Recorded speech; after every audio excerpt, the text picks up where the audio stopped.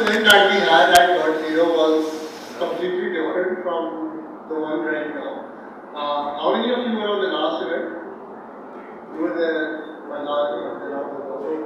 very different environment in how .0 looked like in the last event. So hats off to their team, number one.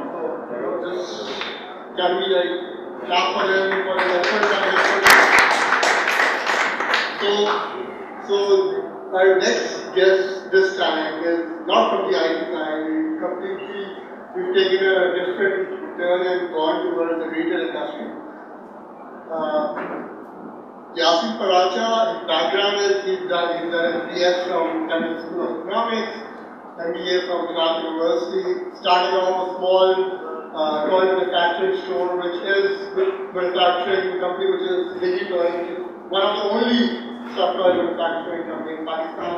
Then moved towards the retail side where he started Team Ventures, which have global franchise of Mothercare, Next, Devon Hands and so on and so forth, having 25 plus stores all across Pakistan. So can we have a warm welcome to Mr. Yasir Paracha? So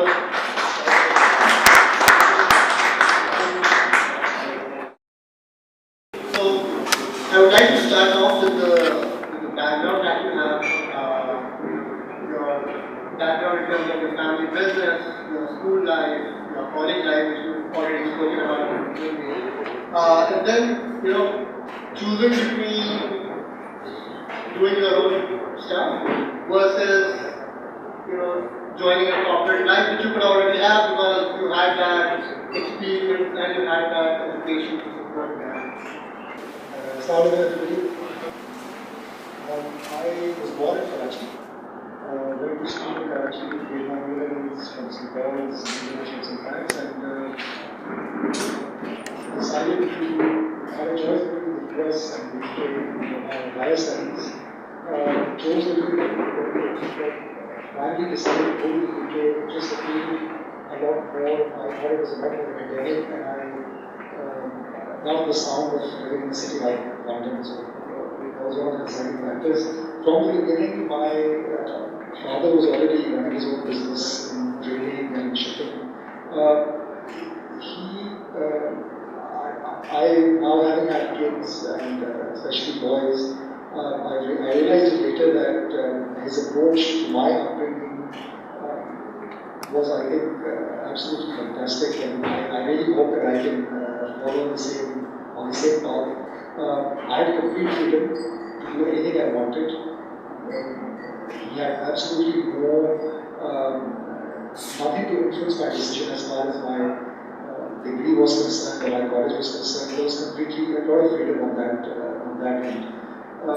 Same filtered into the business life, very supported me wholeheartedly as long as I believed in it and as long as I had passion for it. So went to college in London, did my BSc in Management Sciences from the College of Economics. Came back in '91, I decided to work here for a year, but was never inclined to work in a bank or with my father, so I decided to explore the garment industry. But from day one, the only thing that I was aware of was that I want to do something which is different, which is unique, which has its own appeal and has its own market and space for me to enter. So I decided to go into governments, but explore completely different markets. So I went to markets like Poland, Hungary, and those days not many people were exporting there. Did that for a year and then went on to my masters to Clark University, which is a university in Boston. And during those 2 years, and just before I was leaving, I came across an article in one of these Asian executive entrepreneurial digests, which talked about a guy in the Philippines who had set up a toy factory making soft toys, the only one of its kind in that country. And that immediately I fell in love with that whole concept. So I started working on that, came back from college in '94, went to a toy fair in Germany, tried to learn whatever I could, approached all of these buyers, and they just looked at me, kid of 21 years old, claim that he wanted to make toys for them, but didn't do anything about it. But I didn't let that get me down. Went to a lot of people, learned about it, put out the country, launched that in 96, 97, and it's still running, we're still exporting across the world, still supplying to different stores and different companies in Pakistan, and it's the only factory of its kind in Pakistan. And proudly, the only factory of its kind in the world that is making the type of toy that we do, which is a stuffed toy filled with meat seeds, which is used for therapy. So they heat it up in microwave and use it as a hot water. But much better than hot water because it stays warm for an hour and a half. So we found a niche that 3 years ago and decided to go ahead with it.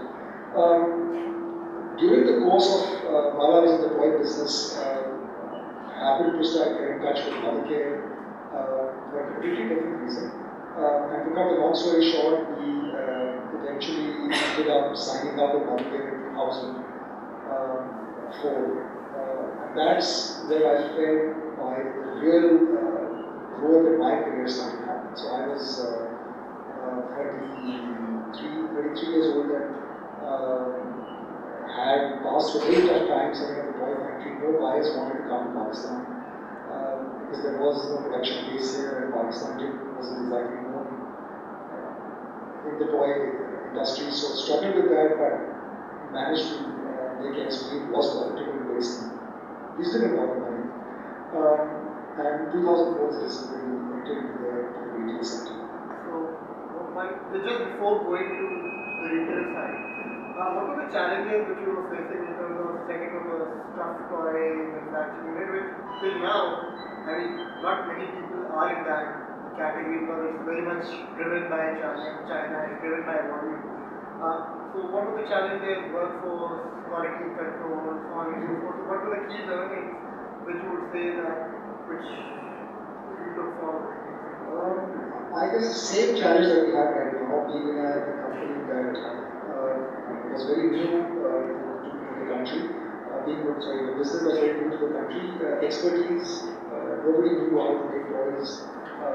We eventually had to bring in a Korean specialist to come and train our people.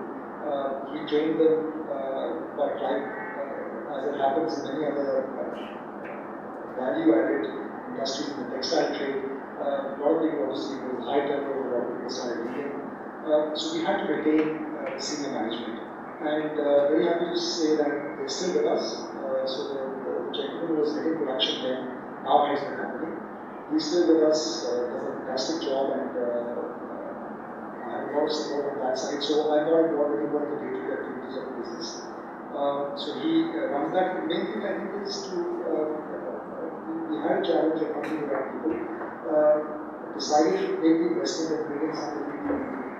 There was a Kickstart, which I think was a great move because how that helped us was that from day one of starting commercial production, we could get into the market, actually sell our products without doing a trial production run. And that saved us a lot of inventory and lots of stocks. The biggest challenge after crossing this hurdle was obviously convincing people to place orders with us. They all agreed that the product was great, they all agreed that the pricing was fantastic, they all agreed that we did the business, but they just weren't willing to work with a single production unit that existed in the country they had never been to, and that they had only known as a supply of carpets, leather, and clothes. That's what Pakistan in the textile industry success was known for. And the biggest concern was that why should we come to Pakistan and work with a company that cannot entertain all our orders, and we still have to place some of our orders in countries like Hong Kong and China and Vietnam. There's really no value added benefit for us in that. Maybe this will go to Pakistan. And then eventually, a lot of people started putting their faith in us, never came to see the country, but started placing orders. And then the main reason for that, I guess, was that the passion that we showed for this business and the sincerity with which we were trying to build the name. It was a challenge, but we loved doing it. And the end result was very beneficial for all these things. So then from the toy manufacturing to retail, we spoke about those three incidents in your life that you came and went through. But how did, from the first to the second to the third transition, you could get so? Can you just give us a little bit? Yeah, absolutely. I mean, this is what to do with, I guess, with fate knocking at your door, with opportunities knocking at your door, which we sometimes don't realize are there waiting for us to benefit from. I think over a 2-year period, 2002, my first son was born, and we were buying toys from him. My wife was with me at the early learning center. It's a UK-based retail chain store, the largest one which does its own brand, with an educational element associated with every product they sell. So we were at PLC in Dubai and saw the range, loved it, and my wife said, why don't you write it? Let's see if they give us some sort of distribution or franchise in Pakistan. And my exact reply was, you must be out of your mind, I've never been in the retail business. I'm not a shopkeeper, I can't do it. I wrote to them, and gentlemen, like most people would say, most international brands would say in those days was Pakistan is not on our both plans, and we get back to you whenever we're ready. So that chapter closed, and then a few months later, a friend of mine called me, said that someone from Mothercare has gotten in touch with me, and they're looking at somebody to distribute their products in Pakistan. And I said, great opportunity to find an entry to the company. If nothing else, at least I'll be able to get some toy orders here. So that was obviously one of the reasons that I actually got back in touch with them, and I said, fine, let me speak to them. I spoke to them, went to see them, and when I went to see them, they gave me the contract. They said, there it is. And signing it, you're ready to go. And I said, I'm sorry, but I don't know anything about this business. How can you just give me a contract like that? And what am I supposed to do now? They said, no, we'll study it, review it, and come back to this. We didn't sign the contract. I did come back, I did look at it, we did decide 6 months later to get into it, but then at that time, the global scenario had changed, there was more issues. So we never entered into a partnership. Another year later, a friend of mine got in touch, said, listen, I need a contract with Mothercare, we need to talk to them for kids' clothing. And I said, fine, so gave him the contact, called up the person I knew in Mothercare, and the first question she asked me was, how's the distribution business going? I said, what distribution business? She said, did you take our distribution? I said, no. She said, okay, are you interested in the franchise? And she said, there are 5 people already applied for it, so if you want to do it, you need to send us your interest right now, and then we can start the process for you. So immediately, the thoughts of the previous month, just before that, passed through my head when I had just finished reading a book called The Alchemist by Warren Buffett. And that talks about opportunities, how they can go round and round, and how we need to. Everybody has a different take from that book, but my take was that everybody has opportunities knocking at their door in different shapes, in different ways, and you just have to be able to recognize it and to grasp it and to agree with it that, okay, this is an opportunity for me, I need to go ahead and take the plunge. So I thought of that and I said, yes, I'm interested in the franchise because it was the third time that such a situation. And one thing led to the other, given the business plan, they came back and they said we shortlisted 2 people, you're one of them, so you need to come in and present to the board. Went to the board and with my business plan with a USB stick, I think we'll have some sort of some presentation. I would be able to do a presentation to them, and they had nothing there, no projectors, no multimedia, nothing at all. And all I had was a chairman and me, the director sitting there just looking at my face. And I went through this document, extremely scared, very worried. I hope I'm saying the right things. And all they did was look at my face, never turned the page, and ended, and I walked out knowing that, I learned a lesson. Nothing's going to happen. 2 weeks later, they called me and said, about the franchise. And the first question was why? They said, because everybody has money, everybody has application will come because you've committed the lowest capital to us. Everybody else is committing billions. And your projected investment in that is the lowest of all the others, but we feel that you have the passion for it, and you have the drive for it. We feel that you'll be a good partner. So then that's where the start came from, and that's where all the planning started from. I was the only one, obviously, when Vishwan kept on and thought of a name, set up the company, and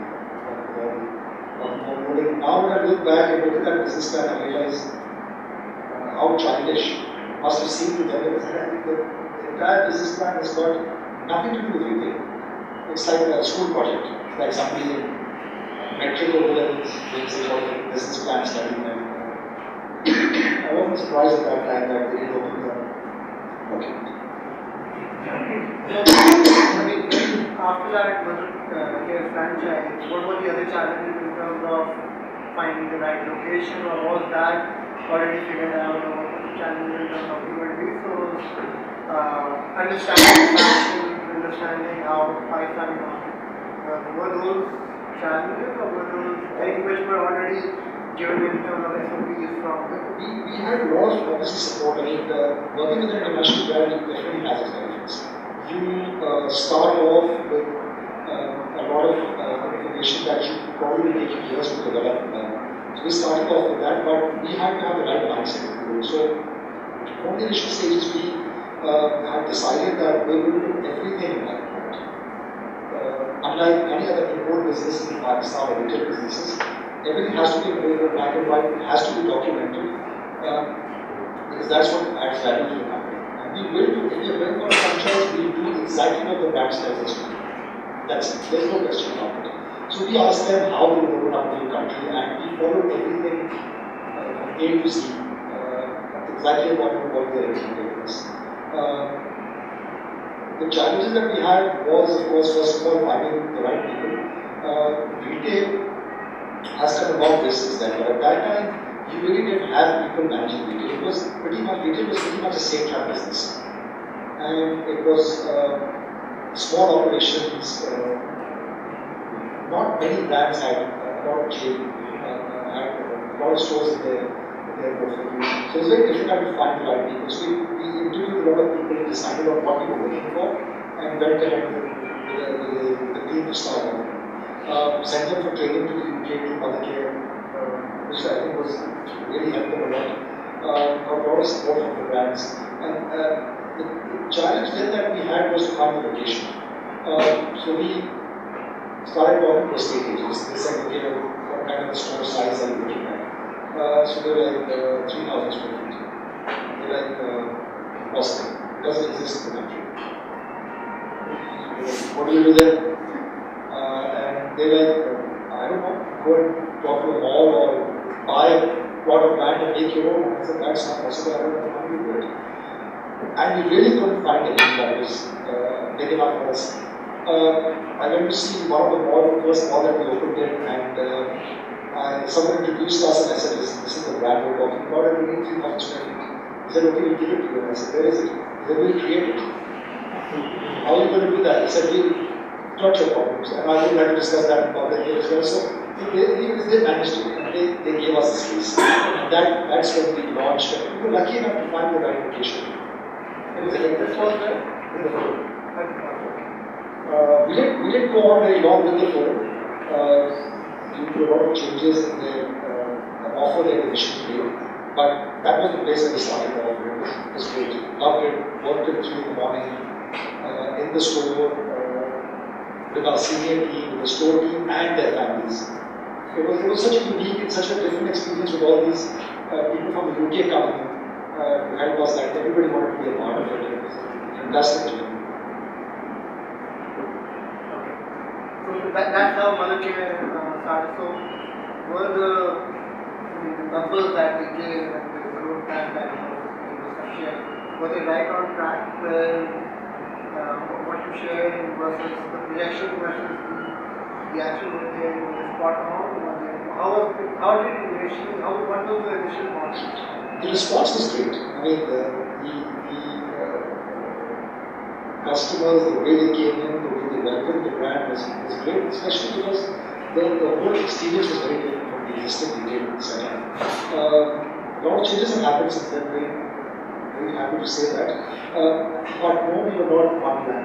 We were off plan. We had budgeted according to some average international densities, which is sales per square foot. And we were off from that. But that we realized later is very normal in that scenario, because we had allowed the brand to select the product range that we were going to sell in the store based on their global demand and what actually sold in countries like Pakistan. And then we have to fine tune it. So the first 2 seasons, we have to write the store, we have to get the market telling what it needs, and then you start implementing the changes. And soon after, I think the growth has been great since then. We've done double-digit like-for-like year-on-year growth since then, not just in Karachi, but all the brands that we've had. We're still very far from the numbers that you see in countries like UAE or Kuwait or Russia or Malaysia, Indonesia, markets like that. But in the regions, if you look at the subcontinent where Sri Lanka has just entered the international market, India, Mother Care opened exactly at the same time as us, so did some of the other brands. And the densities in Pakistan are better, visually speaking, from the information that I have. But they grow a lot faster, because they've got the avenues to grow. So we opened the first Mother Care when India launched. We got 10 stores, they got 100. So the growth is phenomenal, especially because of the availability of space. And what we learned from Mother Care, I think carried us through the entire journey that we had with all the other brands. And every brand has added some value to what we've already done. We were lucky that we started off with a brand which is very, very simple. Mother Care it believes in building relationships. In the organization, with its partners, in the stores, with its customers, in every aspect of the business. So we were very lucky that we got a great start with a fantastic partner. And it's still the brand that's closest to my heart and most of the people in the company. After Mother Care, which was the next one that came in, how was it different in terms of how was it challenging to get through that franchise versus the first one? First one is always the toughest, but how was it different? The thing is that we had to believe that this brand is great for Pakistan, it is going to be well, and really is going to be the future of the country. There was a friend of mine who was in college originally from Pakistan and was constantly asking, it's not right, you are originally from here, and you work in Pakistan, so you should protect something. So he said, okay, what's the next brand you're looking at? So I said, next. We'll wait another 2 years for it. We're not ready. So you mind if I write to them? I'm not ready. Sure, go ahead. He wrote to them, called me up half an hour later and said, this is the calling us for the business plan. I said, you must be out of your mind. How are you going to do this? He said, what can I say? They lied what I wrote to them, so we need to do something. So we worked on a plan. We took a business plan with us, and me and Unique and I, we went to the office, pulled up at the security gate and said, we need to go to the next office. And there was a massive area inside with around 15-20 buildings. Parking lots, traffic lights inside the parking lots. And we said, we need to go to the next. Please point us to the office. He said, this is next. So we said, no, with buildings. He said, no, it's all next. We're going to put a spot here, what are we going to do now? So anyhow, we went to the international office, and the first question was, why didn't you come to Pakistan earlier and why now? And they said, we get regular emails from Pakistan, apparently it's a great market. But we never paid any attention to it, because we felt retail hasn't yet even started in the country. But when we saw the name Mother Care in your mail, we knew that the market is ready, because Mother Care is known to open up new markets slowly. So when we talked to them, they came over, studied the market, and went ahead and signed the agreement with them, and opened the first store in Lahore. That's when the only location that was really came up. very different from Amity. Fantastic model, very automated. Just to give you an example, they have, I mean, their warehouse is around 3 million square feet. Without a single light bulb, not a single person inside it. It's 100% automated. And the most accurate shipments to what we order, almost a 99.99% accuracy. Fantastic model, their merchandising model, their business model is great. The way they design the product is great. Not as hands-on and support as Karachi, but I think it's a great brand. A lot of awareness, a lot of demand, people love the brand. It's done fantastically well in the UK. In a relatively short period of time, it's founded. It started off in the early 80s. So in a very short time, it's done fantastically. All the other brands, similar story. Some are different in the way they work, some are different in the support side, some are different in the way they're organized. But generally speaking, the only thing that's similar between all of them is the love for retail. Everybody I've met in any of these companies, I cannot ever imagine them working for any other industry other than retail. It's in their blood, it's what they breathe, it's what they talk, it's what they live, and they've got a fantastic passion for it. Which I think is the most important element in any business you run. One question. Let's take retail at a very local basic state level versus retail at a global franchise level. What are the similarities and how is it different? How does that one person get himself out of the operations and into a more strategic role and take that forward? And obviously, Mother Care and Ayurveda, Next, so on and so forth must have started from one shop. What do you think would be the key learnings that someone here could adapt and take it to a more franchise model? The basic difference, I think, between these national brands, even when they started off, I guess, retail is very developed in Western world, especially in countries like the UK and the US. And pretty much the same time model in Pakistan is that these international brands make the investment with the belief that it's going to be well. It's a typical same time business, but first, you want to start off with basically make the money and then give the business. So whatever comes first, I think it's a tough question for us in an environment like Pakistan. Two or three basic things. Investing in the way a shop is designed and the shop looks, it's one of the most important things for any brand. It has to match the DNA of your brand, it has to match what you really want to get out of that brand when it's successful. You have to have a broader vision.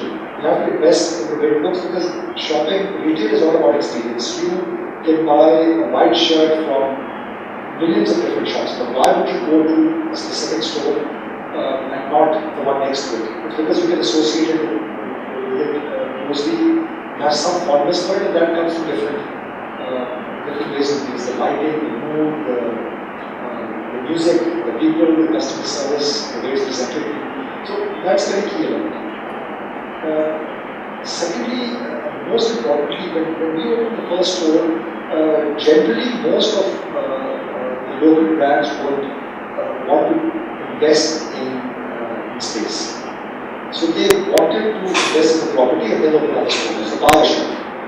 We were completely out of different. We said that there's no point in getting your capital stuck in one store when you can open up 10 stores with the same money. We're not in the property business. We're not there to make money on the appreciation of the value of the land.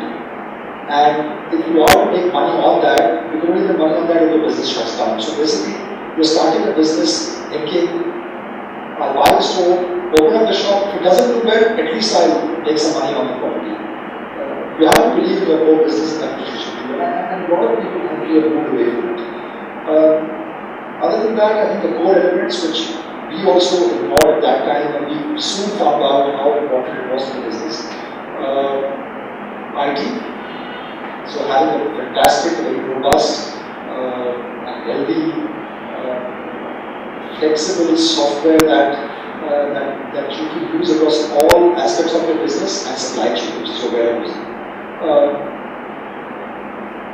you cannot remember everything that's as well. If you've got 50,000 products that you've sold in the last 9 years, you will remember maybe one or two key sellers, but you will not know all the actual data of it. Data becomes your asset.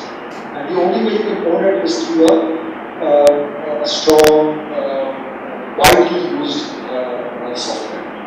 We started off with a 50,000 rupee software made by some guy sitting at his house. It worked great as a POS in the store as a POS, but it just didn't give us any data reliability. We moved on to another one which was used by a few, then we moved on to another one which was used by many. Now I feel that we are moving to a platform which is hopefully going to be with us for years to come. So we've graduated to that. So we've moved from just to put it in money perspective, we've graduated from a 50,000 rupee software to a 6 million rupee software in a period of six years. That's what you need. Supply chain, we had a bit of a background in shipping and freight forwarding, so we knew a little bit about it, but we're very far from the way things happen internationally as far as supply chain distribution is concerned. But your strength, your revenues, your profitability comes from product that is on the shelf. Not that sits in a warehouse or is in a ship or is in an airplane or sitting in a brand's warehouse. It has to be on the shelf. So the quicker you can get it from your warehouse to your shelf, the quicker the revenues are going to come and the quicker the return on your investment. Okay. So let's say global franchise approaches the today. What are the key challenges that you need to answer in terms of the Pakistan market, in terms of what are they looking for? What are the challenges that you face across the board, and what are the challenges that are there already? Of course, one of the biggest concerns that we have when a brand talks to us is security. Pakistan's image from a business point of view is not as what we know of it. They are reluctant to come, and they are reluctant for two reasons: that the security is an issue for them, and most importantly, they worry about it because they can't travel easily to Pakistan. And they can't travel to a country, it's very difficult to plan it properly and to open it successfully. For us, so one thing is established to show that Pakistan is ready for it. There's no doubt about it. When they select a market to enter, they're obviously looking at where is the brand going to be in 5 years? Are we going to be able to open X number of stores there? And every brand has a different target. So we've met brands that want to open up 100 stores in 5 years, and we've had brands that want to open up 3 stores in 5 years. Does the market have sufficient real estate for it? Is there enough demand? Does it fit well into the current retail structure? And this is what we would look at, and they would look at as well. So, just to give an example, if we were to be approached by a premium brand, we don't feel Pakistan is ready for it at this stage. So, if you look at big designer brands or premium brands, unless they come in together, 5 or 10 of them, and make a new market for themselves, I don't think Pakistan is yet ready because of the investment required, because a lot of customers for these brands still prefer to travel and shop internationally. It's part of the experience that they enjoy, spending thousands and millions of rupees on it. It will be ready, but I don't think the time is right at this stage. So that's one of the things that we will look at. We feel that for us, of course, the first thing is myself, our board, and our senior team, we have to love the brand. We have to love what they do, we have to love what they sell. The next step is how's the market awareness? Do people have they ever heard this name? So on and so forth. We will start looking at numbers and going to the details. Okay. So let's say that if you're basically here wanted to approach a certain global franchise, what would be the 10 things that they should have with them, or they should let's take money on one of those items. That is opening up a global franchise. When that the only thing that they need, or is it more the 10 things that they would need in that pitch to get them going? Everybody in international retail in Pakistan is new. There are people signing up brands. Even right now, as we speak, the few brands getting signed up every year. How well known the brands are is relative to people who are starting a business. But what is really key is that they know and they realize that in a market like Pakistan, people who approach them will not be retailers. They will not all be experts. If they are, fantastic. They can't expect everybody to be at that level. So they know that. So don't oversell yourself from that perspective. If you don't know anything about retail, tell them what you know. That's good enough. What they really need to see is how you may mature into a retailer. And that is something they know very well. They work with hundreds of partners across the world. So be honest with them, be open, tell them what you know about, don't assume or don't tell them, give them information that you don't know nothing about. They will appreciate that. Yes, just money, as you said, is definitely a requirement. Do your homework. Many brands are out there. They are all waiting for markets like Pakistan to open up. And they are waiting for you. Go for a brand that you can connect with, that you like, that you appreciate, that you value, that you can have a passion for, that you truly believe that you can sell in Pakistan. Of course, and ask them questions. Ask them as many questions as you want. Ask them how much money is required. Ask them what should be the size of the store. Ask them what the sales are going to be. If you have no clue what it's going to be. If you start up a new business, especially in a sector like this, you can come and get information from people like myself and the other retailers. But as far as that brand is concerned, they know what their sales are. That's what you need to get from them. Ask them how many people can retail for it. Make the pitch to them, tell them what Pakistan is all about. Give them the facts, the figures. They know security solutions, there's no point in denying it. So be honest, that's the first thing I think that they look at. And no brand is good enough for you. So you would go for any brand that you set your heart on, but you have to work towards it. Do your homework about the brand, find out how they do it, how many stores they have, how they function, what retail is all about. And the rest, I think, reveals itself as you go along. And you'll be surprised how much information you need in the first meeting. And that's, for me at least, the first meeting was the most learning experience I had. It was 20 minutes or 45 minutes of sitting with the Mothercare team was the most knowledge I've been gathered.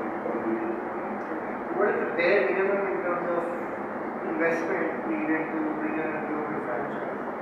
Very tough question. Very tough question.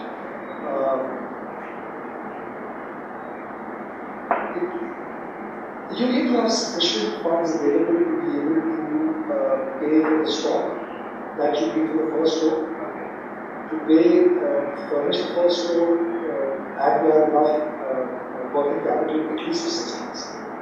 That is the bare minimum that you need to start off, provided based on the fact that you only open one store. Once you multiply that or increase it by 50% of your time more. As far as the amount is concerned, it depends on the brand. A brand like which may be on a 500 square foot space, so like accessories, for example, one of the best performing brands has the highest densities and it does fantastically well. I would assume that you can start off, but you would need at least around 10 million to start off with a store. That's something that you really do not achieve. Go to a brand like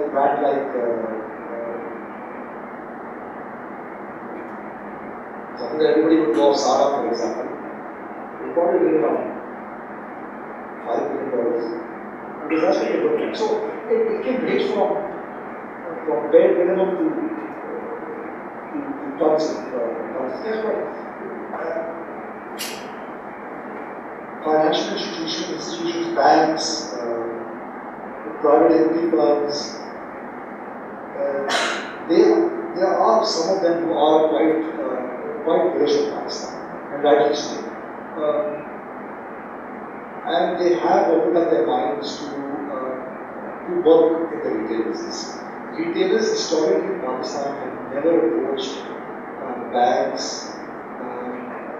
for financing purely their retail projects. Either it's backed by a production setup or an export setup or a larger company that has a small retail setup. But purely retailers have put in their own money, so 100% equity self-financed project. So, but they are not ready for it because the way things have changed. So there is capital available out there as well. Okay. So if you look at global franchising versus starting from your own retail, obviously the passion is there. Would that have been easier, or is that still on a roadmap to have your own retail setup? To make your own brand, I think you need to either have your own production base or be very creative. I'm not a creative person, and I still don't plan to open up a new brand. I don't have any information to do that. But you never know how things may change. I thought that working with an international brand gives us a head start. Developing your own brand, everything is in your control. So you're the master of every aspect of the business. You work on your own terms, you design it like you want it to, you make it look like you want it to, you sell a product that you want to. But you need to have creativity and a lot of business acumen to be able to do that. And you need to be extremely confident about the product that you sell. And I quoted this example all around the world with every person I meet. And I think the best example I give to everybody for a local homegrown brand is Karachi. I think I can compare it to some of the most successful international brands that have started off exactly the way Karachi is. Knowing exactly what you're about, what your basic fundamental identity of your brand is, and retaining that throughout your course, throughout your history, and sticking to it and just growing. I remember when we went into retail, I believe Hardy had stores which were 1,000 square foot, 1,500 square foot. Now they're looking at 9,000 square foot. 6 years, growth is very important. So you have to accept, so basically, and they are kind of a global brand. Many Pakistani brands are now opening up abroad as well. Some brands are opening up in some African countries, some brands are going to Dubai, to UK, some brands are going to the UK, to Malaysia. So people are venturing out, and they're accepting the fact that you don't have to contain ourselves to Pakistan. We can be a global brand as well. It's fantastic to see that. Has counterfeits or fashion, the second copy or first copy is very common. Has that been a challenge in a market like Pakistan for these global franchises, or that has been there everywhere and they have SOPs to curtail that? It is a challenge I play in every market. There will always be counterfeits available. The more popular the brand, the more counterfeits there will be. The more expensive the brand, the more counterfeits will be. Surprisingly, our challenge was not as tough as maybe in some other parts of the world. As far as counterfeits are concerned, because a mother-care customer or a next customer would prefer to buy from a next or a mother-care store rather than an XYZ store where the quality and the authenticity is accounted. Our bigger challenge for us has been great imports. People buy in stores in the UK, carry them in hand carry, not paying duties on it, and sell them elsewhere. That's the big challenge.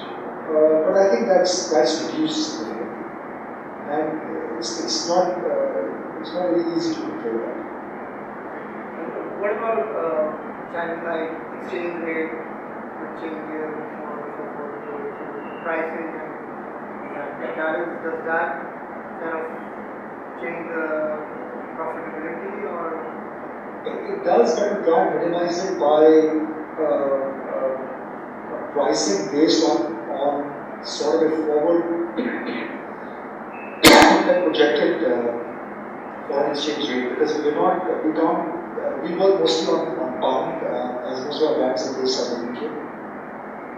So we would forecast on that, and we would usually book the exchange rate for at least 4 months based on a 4-month or a 3-month or a 6-month rate. So pretty much protected on that. We've not yet suffered a massive blow because of that. How does retail commerce in terms of look like developing in Pakistan where we have apps come up, where we have business connect, where we have city and so on and so forth. So how does that happen in terms of online shopping for fashion brands look at Pakistan versus globally where it's been there for a longer time? Whether we get on that business now, get on the bandwagon now or later, we have to get on. There's no question about it. Basically, just to give you a little bit of background, until 3 years ago, we used to divide retail into 3 sectors. One was brick and mortar, physical stores.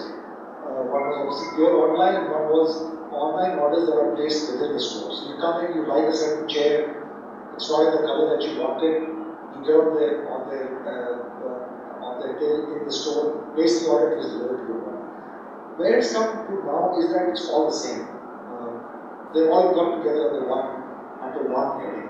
It's just retail sales. So whether a store would help market the e-commerce side, the e-commerce side would help market a brick and mortar store, the till side of the store would help market the e-commerce side and the brick and mortar store as well. So it all gels together. We have to be there. There's no question about it. The market is very small right now, but it's something that we need to get into it, and we need to get into it with a very seamless product. What we see in the market today, in fact, we had a meeting with someone we're discussing to develop it 3 days ago, and he says the only problem is that he orders everything online. So he said if I need a cable for my computer, if I order it online, so first I get a call to verify that it's me who's ordered.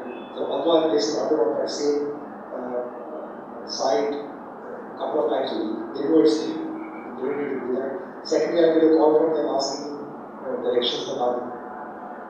Third, I get a call from him when he's around the corner, he's saying, I'm standing on the corner of the lane, where's your house?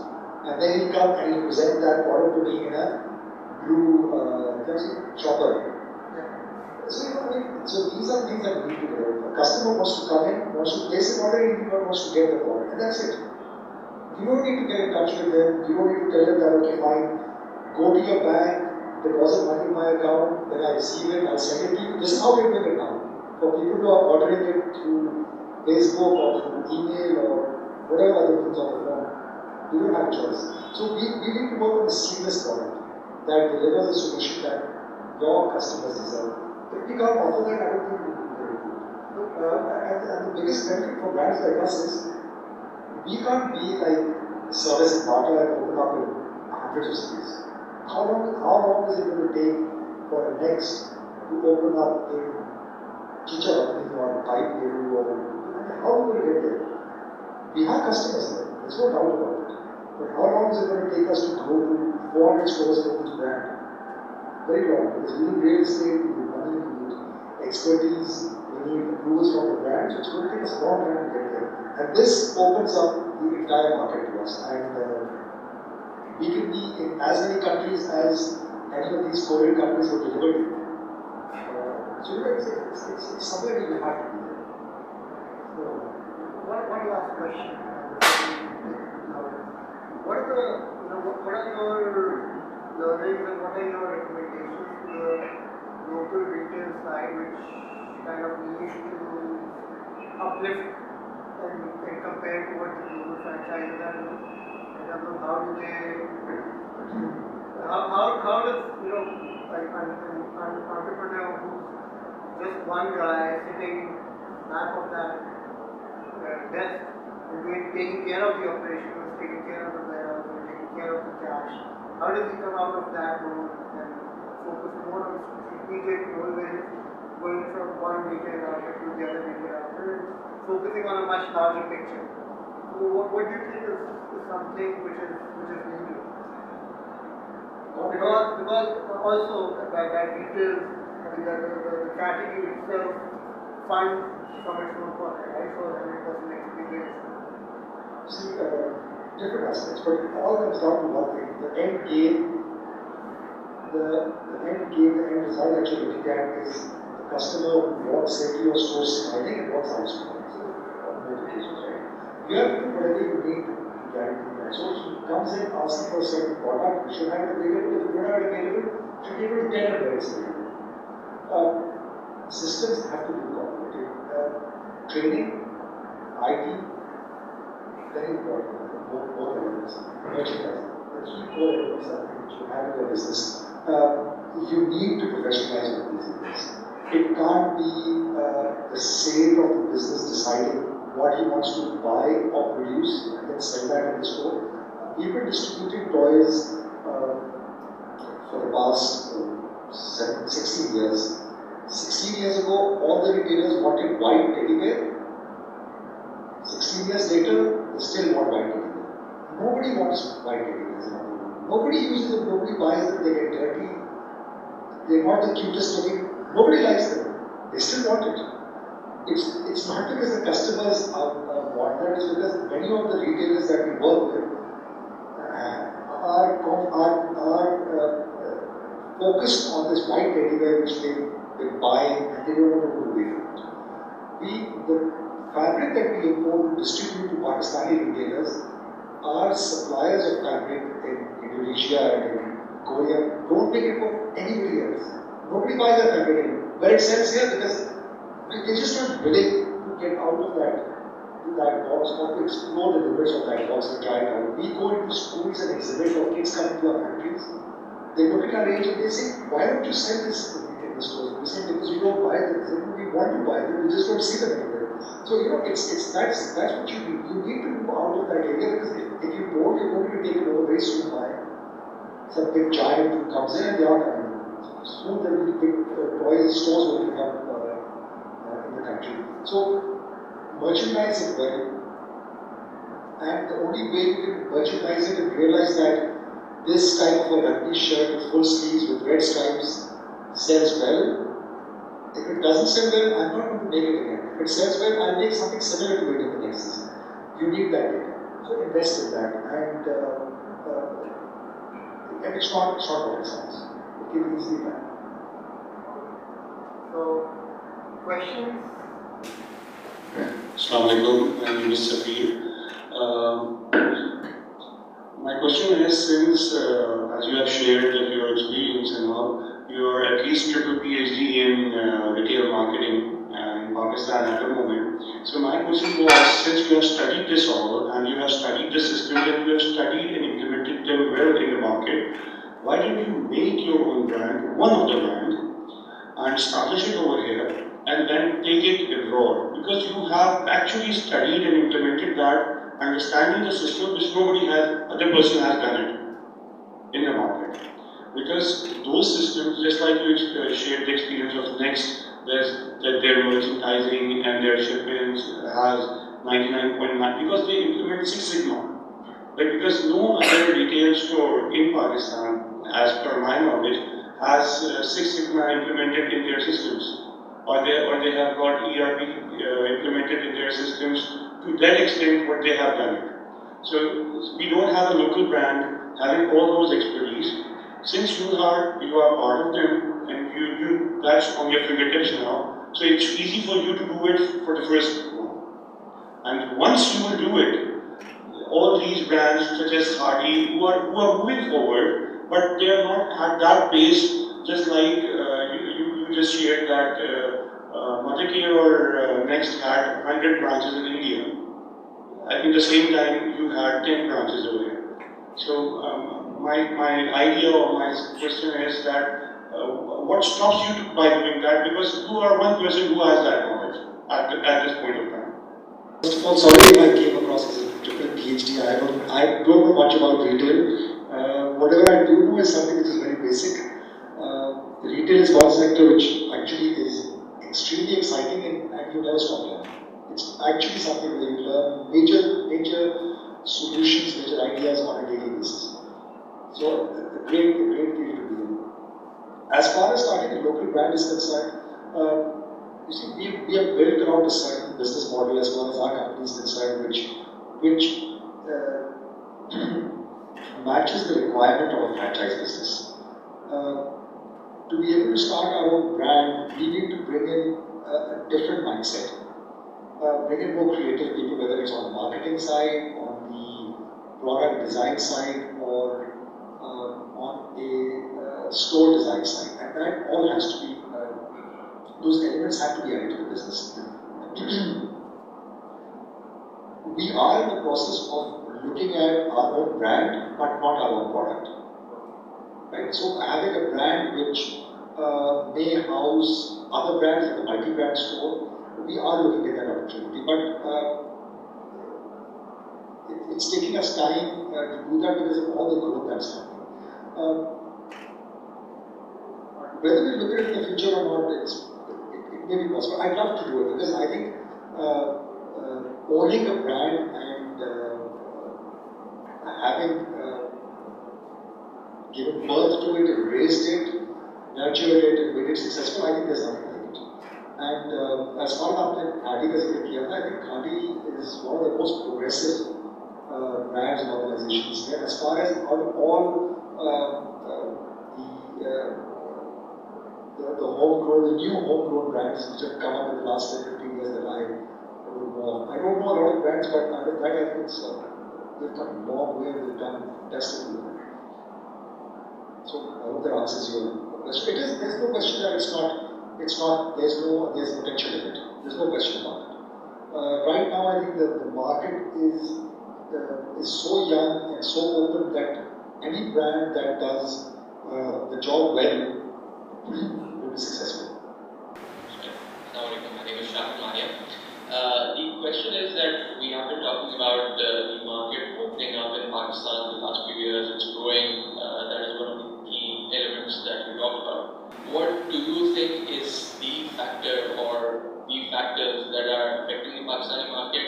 The entrepreneurs or the companies here working in the Pakistani industry should look for those elements to see if the market is maturing or not, because in the last 5, 7 years or 10 years, the economy of Pakistan has gone down in real terms, aside from growing up. The value of dollar has come down, the value exchange rate has grown up and so on and so forth. So do you think it's the rich becoming richer, is it the middle class opening up, or what do you think is the main factor of the growing market?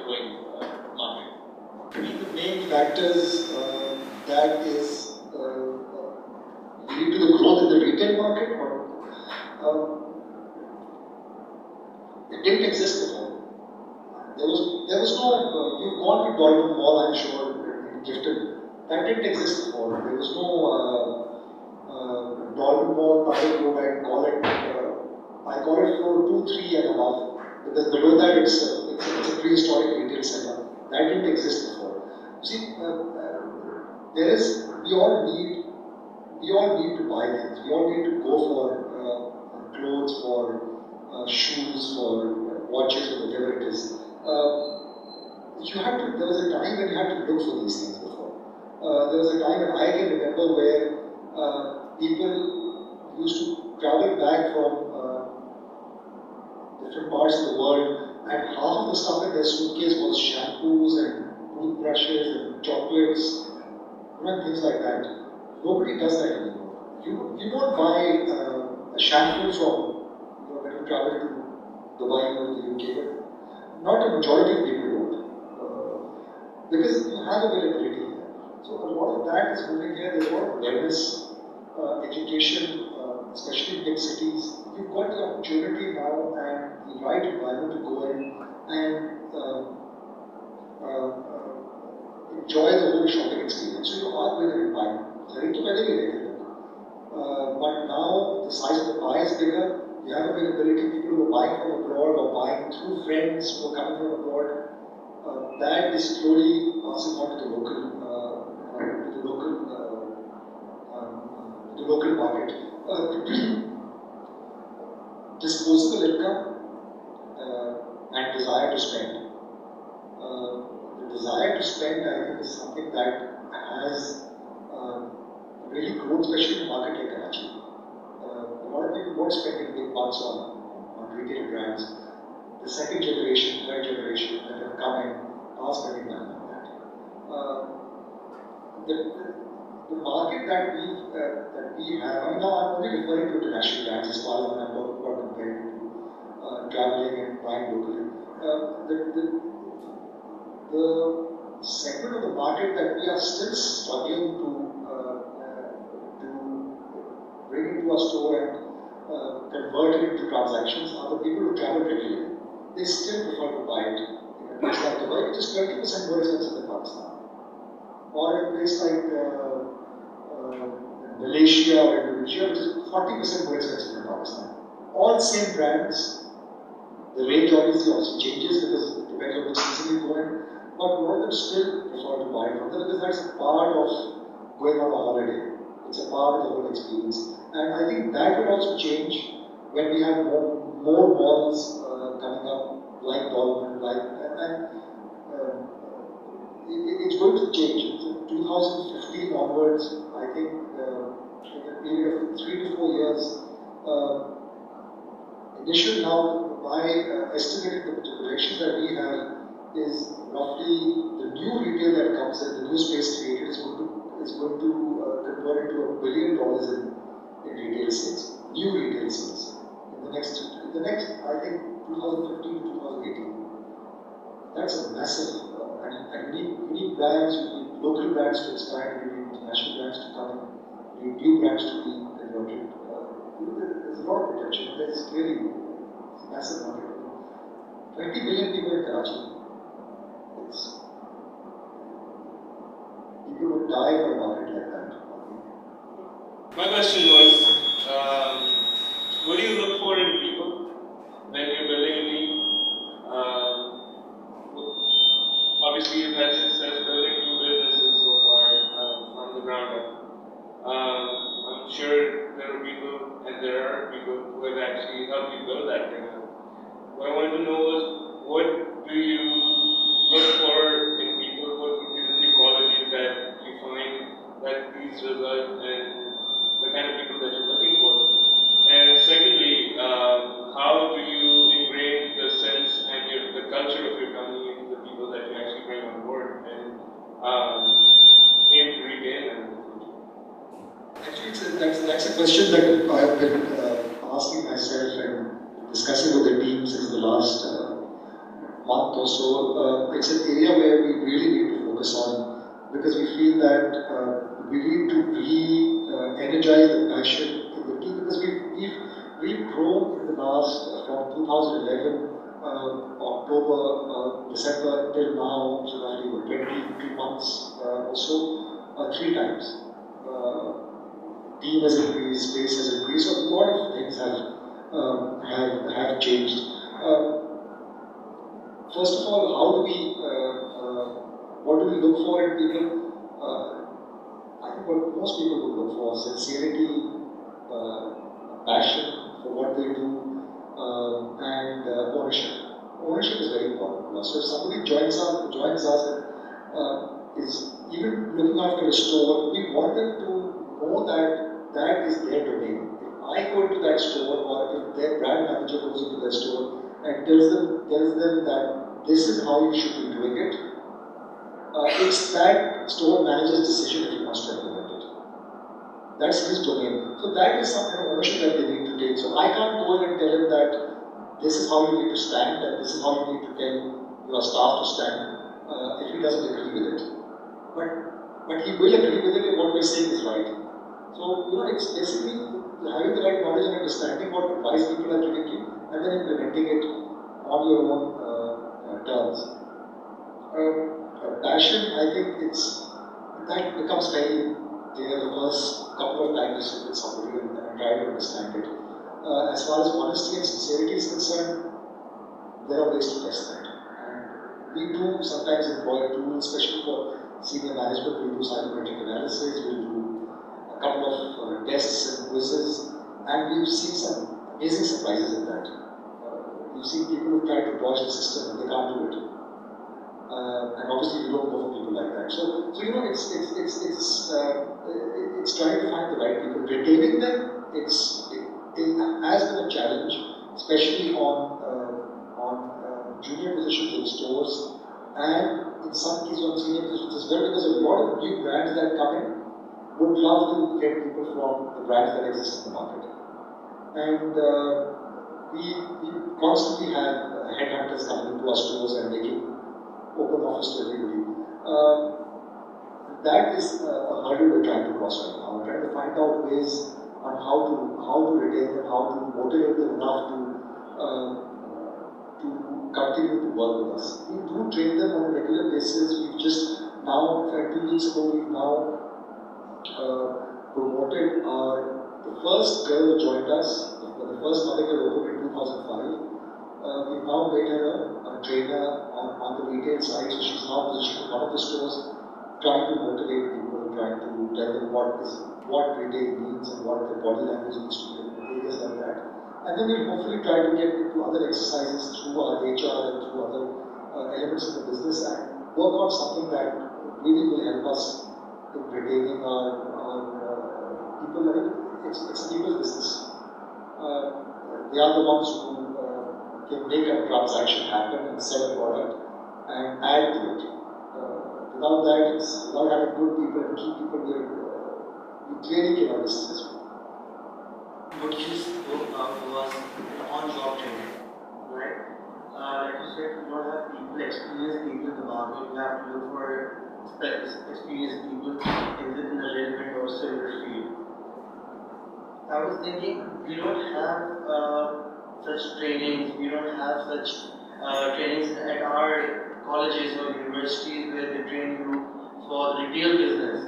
So whenever a teacher gives you a project, they'll focus on Unilever or P&G or companies like FMCGs and banks.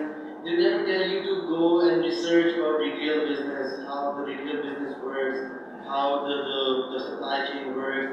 They'll more be focused on the multinationals.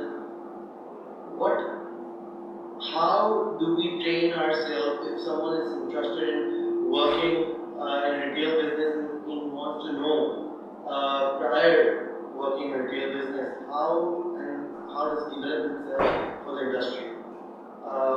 This is on-job training is different. Like we do BBA, we do majors in marketing, we do majors in finance. How do we do majors in retail? You see, the difference between the people in Pakistan and many other countries around the region and a developed retail market like the UK or France or the US is that every person, by the time he gets into college or is in college, has had some experience in retail at some point in time. They've either worked in a store in Christmas break, or they've worked in a restaurant, or they've done abroad. What you have to remember is that even if you've got a graduate degree in retail management, you have to start off on the floor. There's no replacement for it. But your growth from the sales floor to whatever the senior positions may be will be faster than those who may not have the background knowledge. It's quite possible. So we've approached universities. We've told labs, we've told IBA, we've told many other colleges. We've done students from the BBA sector have done internships in our office as well as our stores. But some of the people we had, and I don't blame them. I was probably the same when I was in school or college. They were there for obviously to get that name on the resume. We unfortunately made them work. We made them work really hard. So they did actually complete the internship, but we actually wanted them to experience every aspect of the retail business. But it was a good experience for us. We didn't really have a lot of brands at that time, so we need to take it forward. You'll also be happy to know that we are working on an institute that perhaps we can develop do short courses over retail. At the end of the day, it's actually common sense. Right? So if you've got the right qualifications to back it up, you can rise to any position. So we want to start that institute. We've got 2 or 3 like-minded people who are very keen and join hands and do something on short courses on especially areas like merchandising, visual merchandising, how do you display the product? Very important element. Sorry? Absolutely. Trade marketing. So that's very important. You also be happy to know that there is I can't give out the name yet, but because they've not got the approvals yet from their board and from the HEC, but you will see a college that is going to actually start a bachelor's program in retail management. They're planning to launch it in January. So it will be a full 4-year program. And they are going to work with people like us, and we are obviously working with them to give them a retailer's perspective on what we would look at from a graduate of that program, what areas they need to look at. So they will have visiting faculty, they'll have even people, I would love to ask some of our brand visitors from abroad who come to even go and talk to those students, because that I think really adds value to it. They'll do a year's work experience during that time, working in different departments. So hopefully in this first challenge that happens, I think that will really create retail as a profession of choice. And the best thing about it is I've seen international brands being headed by people who don't have a college degree, but they're still there. That's the biggest job of this program. My name is Mahmood. Thank you for the openness. It's been a really interesting conversation. The question is in regards to your experience with service providers. You've grown into business, you've probably dealt with a lot of people for specialist services, and there's continuous growth in the industry. Where do you think there's opportunities for service providers in retail? And what are the gaps you've seen where you think we just need much better service providers? I mean, it's been a struggle for you dealing with people like finding. So service providers of design agencies, graphic designers, technology companies, and services that you think you need, right? If you talk about e-commerce, for example, anything of that sort. E-commerce, I think there's not a major issue on that front. I think people do understand what is needed. They're still working on a very basic platform, perhaps. Hence, obviously, the budgets, because the budgets are low, so it goes hand in hand. The platforms that we've looked at directly with our brands are too expensive for us to invest in. So we have to go for a local solution. Obviously, you have to sacrifice some elements which may not be that important at this stage. So I don't have a major issue on that. But as I mentioned earlier, the e-commerce on the IT side, it has to be seamless. If it's an e-commerce site, it has to be an e-commerce site. It must be seamless, must cover the basic elements of the business. On other services, so you mentioned graphic design, advertising, marketing, so on and so forth. Store design. They need to come and work in our store. That's always been my take with any agency, depending on how close we work together. So if we partner with them, we tell them that whoever is looking after our business at your end, they need to come in and spend time on the floor. Come and spend 2 days, learn about the business, see what actually happens, what are the customers looking at. You can't do anything without that. You need to have that experience, you need to be able to connect with it. As far as, so similarly on the HR side as well, same reasons. They need to come and they need to experience what do the people want, what are the actual needs of the retail industry. But there's a lot of opportunity. So do you think the need for you is less because you guys in franchise business, you're getting a lot of your technology or systems design collateral from your international, from the company itself? Yes. We get a lot of material from them, a lot of collateral, especially on the marketing side. So images, graphics, which we have to basically just fit in to our local format. So that is very right. That is there. Window designs, we have access to thousands of stores that they have online. For some of the brands, we get the window kits with actual laid out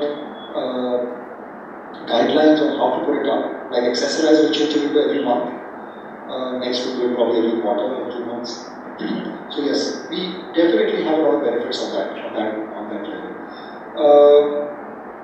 But having said that, we also have the most need for it. Because many of the local brands perhaps have not even looked at that direction. They may not have looked at a trainer, or they may not have looked at going into an ERP solution, or getting into a business intelligence tool that some of these IT service providers are offering. Many of them have, but I'm obviously talking at retail as a market. My name is Amit Parke. My question to you is, you've mentioned mother care. I don't know how long it was for you to own mother care over here, and before that, how many other retail stores you had over here. At that time, was it a gut feeling or something that you thought that you should bring this brand over here? Or was it where you actually calculated everything and came up with that, and then again with the accessories as well? There goes my retail PhD down the drain. It was totally a gut feeling. Yes, completely. We had no connection with retail at all. I have never had shops, never had brands. Mothercare was the first brand we got in touch with. And yes, as I mentioned earlier, I'm not sure if you were here in the beginning of the talk, but it was a contact that was referred to us. So by default, we got in there. But if I was able to get into retail, Mothercare would probably have been the first brand we approached anyways. It's got a fantastic awareness in Pakistan. Everybody knows the brand thanks to obviously a couple of the other people in the retail field who've been kind enough to use that brand name for many years. It has, and it's the whole philosophy of the brand is just I could really connect with it. So that went really, but it was a country. We didn't really have any data to base it on. If you look at the retail data that's available to us, probably 0.1% applies to what we call high street retail, which is all the brands that you find in Bollywood, basically. So there was no data available. I mean, I did of course discuss with a lot of friends, with a lot of other people I knew of different walks of life, and just to get their gut feeling as well. So it was all what we felt. Pakistanis, as usual, of course, we are very optimistic people. So gut feeling will always say, go for it. So it was. But I had decided, I had made up my mind when I first decided that I'm going to pitch ourselves to Mothercare for the brand. I knew that this is what I wanted to do, but knew nothing about retail. The other brands that came through, it's a completely open field. So if somebody asks you, what would you like to eat, you will obviously name some of your favorite dishes that you'd like to have, or if you're sitting in a family, you probably name the favorite dishes of everybody sitting around you. So we just had to predict what we felt were the most well-known brands, international brands in Pakistan. And since we were working in the UK with Mothercare, it made sense for us to continue working with British brands. And I think it was a great decision because they're very hands-on. Coming from a small country, the way these brands are organized, I think are at par with some of the biggest brands in the world. And after that, what was the gut feeling after that?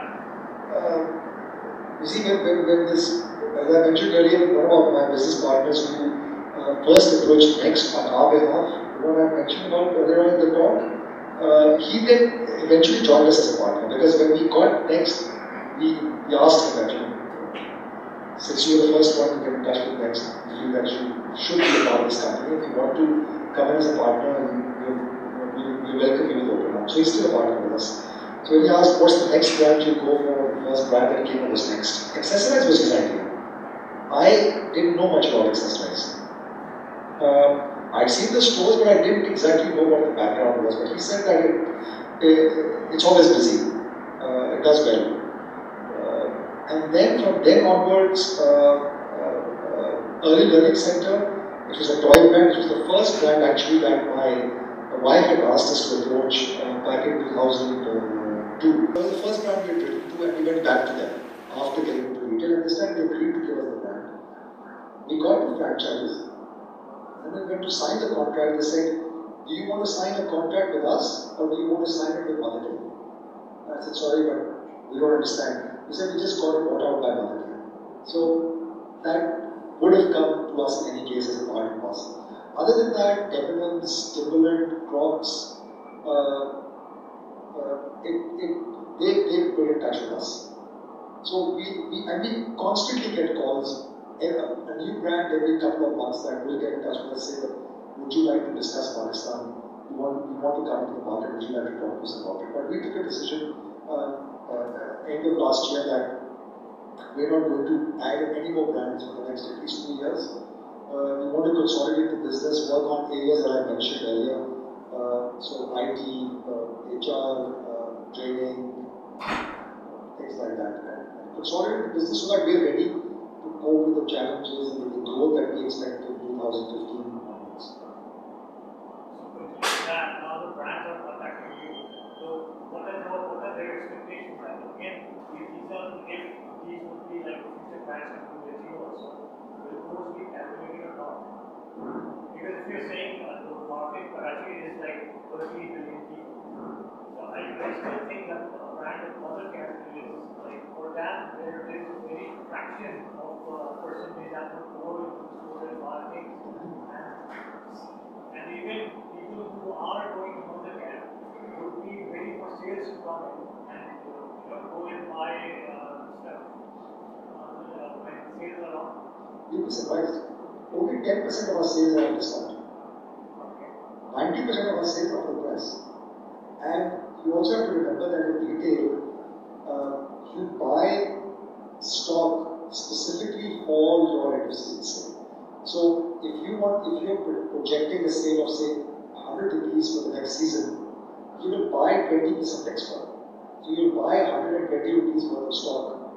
Because you always plan for your end of season sale in addition to your full price sale. That's because the sale has to happen. It has to happen. There's no question about it. In retail environment, you must go on sale, especially on these high street brands, which are all the brands that we have in our portfolio. So you buy extra, so it's planned. So it's planned that our customers, 20% of our customers would buy at during sale, but 80% are still buying at full price. But yes, to answer your first question, of course we have to prepare. I haven't learned the business.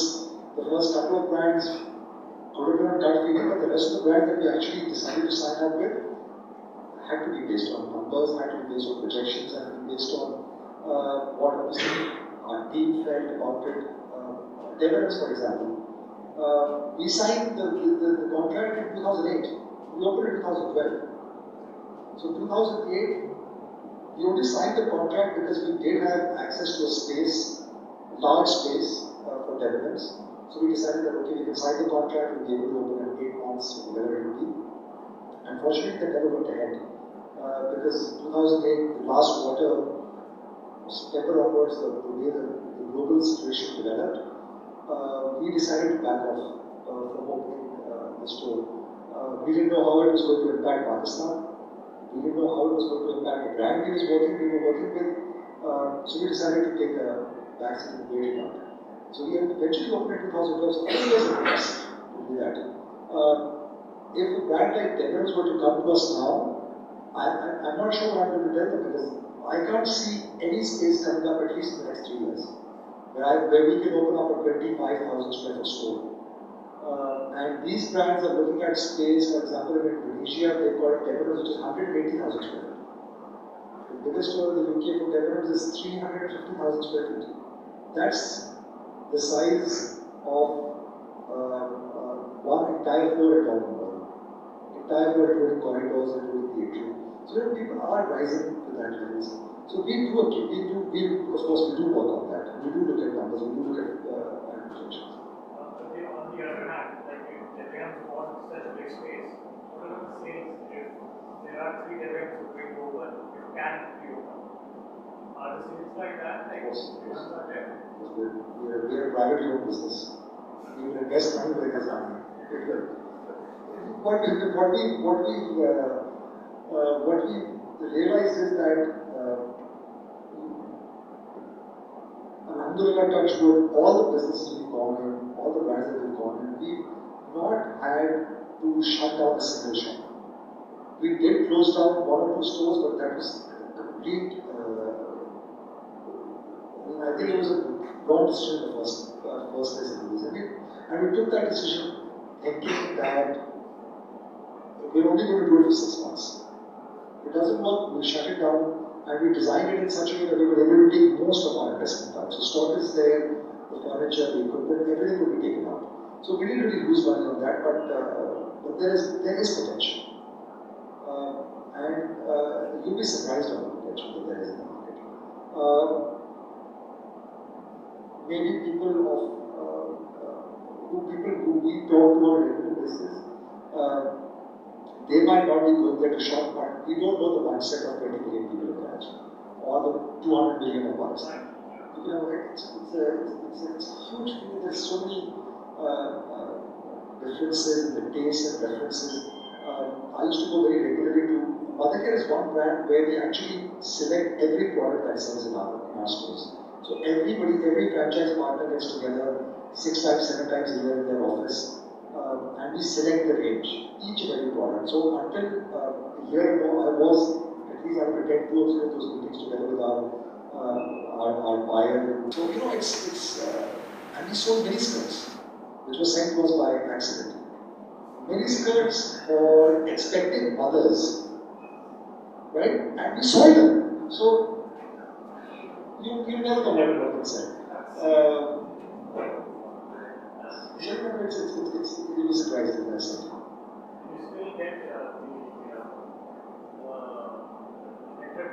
items, whatever there is. The gloves are really different to the European gloves, and we still get the same European glove, but you have the option for the I'm glad you reminded me because 7 years ago, the first store manager said we need to keep those multi-plugs in our stores so that we can give it out to the customer. So the very taken note down. We need to ask them to do that now. I was surprised and I was not why.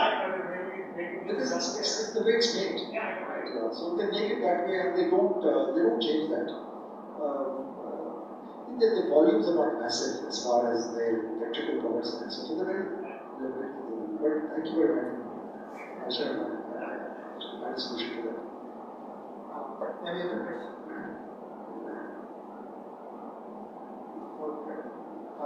Yasin sir, thank you so much. Thank you so much for coming and taking the time out. So can we just give a round of applause?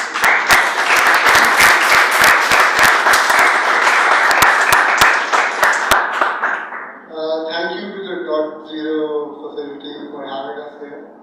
And thank you to Google for Entrepreneurs for sponsoring the event. And thank you all for coming. And let's keep on growing this kind of having more people and having less, the space run out and having more than 100 people on these events. Thank you. Thank you very much.